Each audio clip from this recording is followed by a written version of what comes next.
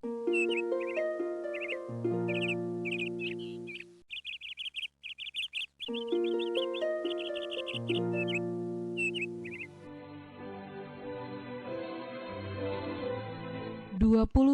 Juni 2020.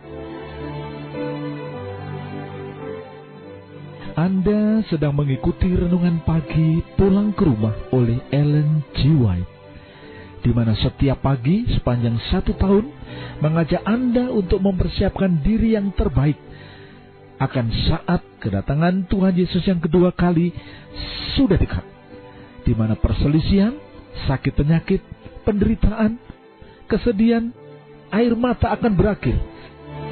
Berbahagialah hamba-hamba yang ketika Tuhan mereka datang akan ditemukan berjaga-jaga.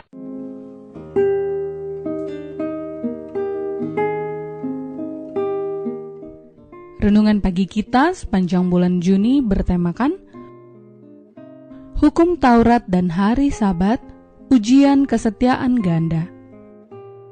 Judul renungan pagi kita hari ini adalah Pembaruan Hari Sabat.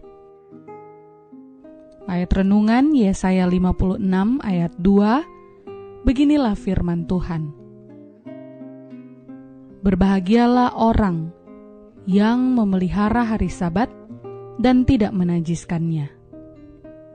Pekerjaan pembaruan hari Sabat yang akan dilakukan pada akhir zaman telah diramalkan dalam nubuatan Nabi Yesaya. Beginilah firman Tuhan, taatilah hukum dan tegakkanlah keadilan, sebab sebentar lagi akan datang keselamatan yang daripadaku, dan keadilanku akan dinyatakan.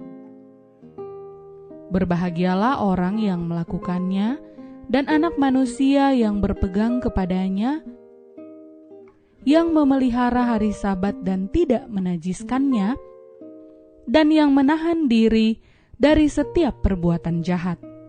Yesaya 56 ayat 1 dan 2. Kata-kata ini berlaku pada zaman Kristen, sebagaimana ditunjukkan dalam konteks, demikianlah firman Tuhan Allah yang menghimpun orang-orang Israel yang terbuang. Aku akan mengampunkan orang kepadanya lagi sebagai tambahan kepada orang-orangnya yang telah terhimpun. Yesaya 56 ayat 8. Di sini dibayangkan tentang pengumpulan bangsa-bangsa lain oleh Injil, dan bagi mereka yang menghormati hari Sabat telah dinyatakan berkat-berkat. Dengan demikian, kewajiban memelihara hukum keempat itu berlaku terus sesudah penyalipan, kebangkitan dan kenaikan Kristus, sampai kepada waktu hamba-hambanya menyiarkan kabar kesukaan itu kepada semua bangsa. Hari Sabat yang dikuduskan oleh Pencipta dengan beristirahat pada hari itu dan memberkatinya, dipelihara oleh Adam di dalam keadaannya yang tidak berdosa di Taman Eden yang kudus, dipelihara oleh Adam yang jatuh ke dalam dosa, namun bertobat pada waktu ia diusir dari tempat kediamannya yang menyenangkan itu. Hari Sabat itu dipelihara oleh para bapa, mulai dari Habel sampai kepada Nuh yang benar, sampai kepada Abraham dan kepada Yakub. Pada waktu umat pilihan itu berada di perhambaan di Mesir, banyak yang tidak mengetahui hukum Allah karena mereka berada di tengah-tengah penyembahan berhala yang merajalela. Tetapi pada waktu Tuhan melepaskan Israel, Ia mengumumkan hukumnya di dalam kebesaran yang mengerikan kepada khalayak ramai yang berkumpul, agar mereka mengetahui kehendaknya dan takut akan Dia dan menurutinya selamanya. Sejak waktu itu hingga sekarang, pengetahuan akan hukum Allah telah terpelihara di dunia ini, dan hari Sabat hukum yang keempat itu telah dipelihara.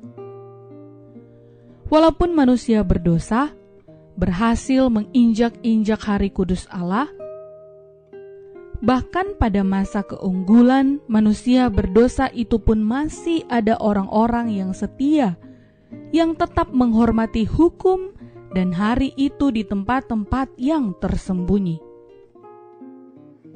Sejak pembaruan, pada setiap generasi ada saja orang yang mempertahankan pemeliharaan hukum itu.